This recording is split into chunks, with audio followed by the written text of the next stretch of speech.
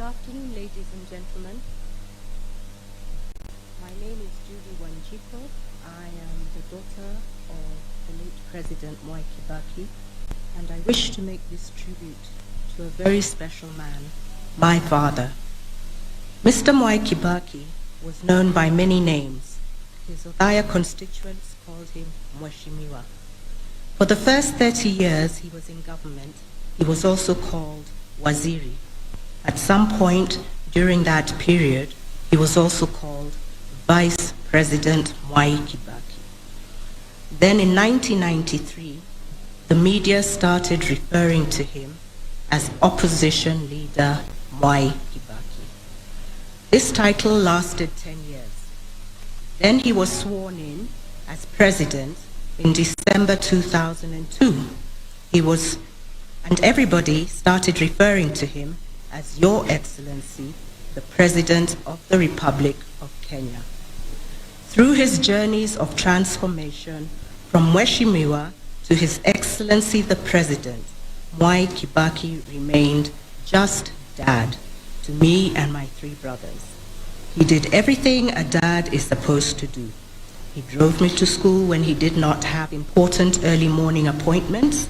He attended the parents-teachers meetings when they were convened and listened keenly to what the teachers had to say about my progress, or rather lack of it, much to his consternation. He seemed to be more appraised about my diligence in making numerous friends, but not in scoring A's. He took all this in his stride, just as he did so many other things in his life. Many people have referred to my dad as their mentor. Mwai Kibaki was my mentor too. He mentored me on so many aspects of my life. Patience was one value I learned from him. He taught me that nothing good comes instantly. You must work hard at it. He said, stay focused. He often said, and those who chose to listen to his wise counsel, me included, managed to navigate the challenges that life presents. We shared Dad not just with his constituents here in Othaya, but with the rest of Kenya and in fact the whole world. People often wondered how such a high-ranking leader could have time for his family. Dad had plenty of time for me and my siblings. He blocked off his diary when we were on school vacations and took time to be with us. When our birthdays rolled around, he hosted our friends in the garden of his home for our birthday parties. Ever the jovial personality that he was, he would invite my friends' parents to stay on and be part of the celebration. They all knew Dad and his kind hospitality.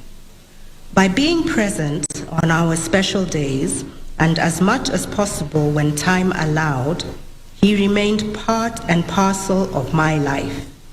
He found time to fly to the United States to attend my university graduation, which was on a Sunday. He flew out of the US the same night, was back in Nairobi on Monday night, and was able to participate in his then political party's election on Wednesday morning. It was a KANU election at that time. It was a balancing act all his life, and he managed it well. You gave me sufficient time, Dad. Dad gave me time, so I also dedicated a lot of time to him too. Just as he supported me through my formative years when I was through with education, I spent a considerable amount of time supporting him in the development of his assets, something which I enjoy doing even today. This has been a lesson on give and take. One of those investments was his political career.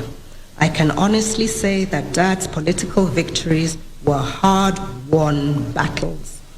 I was in the thick of his 4 presidential campaigns. They were not easy, but my siblings and I came to know many people and we made many friends. These were true lessons on resilience. Dad's public life was his. He did not drag me into his public rallies and harambes. It was voluntary.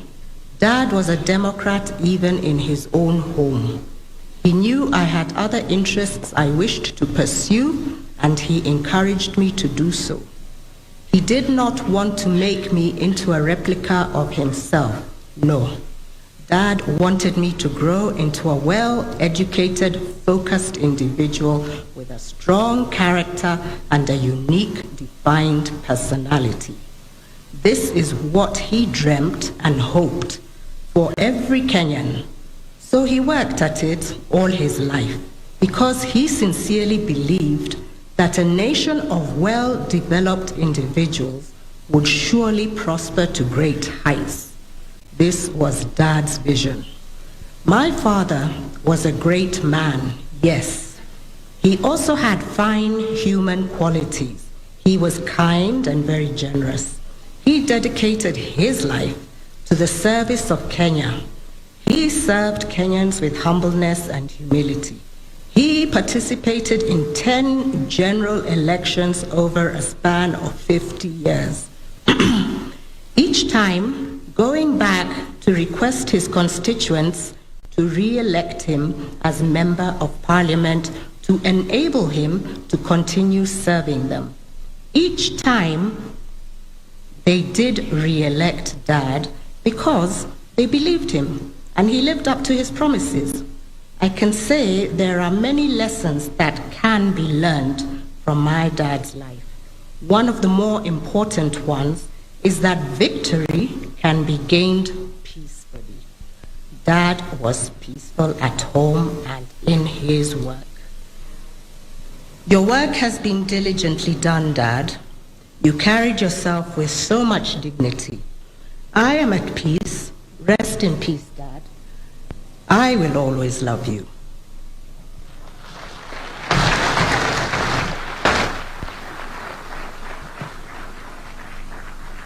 Thank you very much. We continue with the tribute to the family.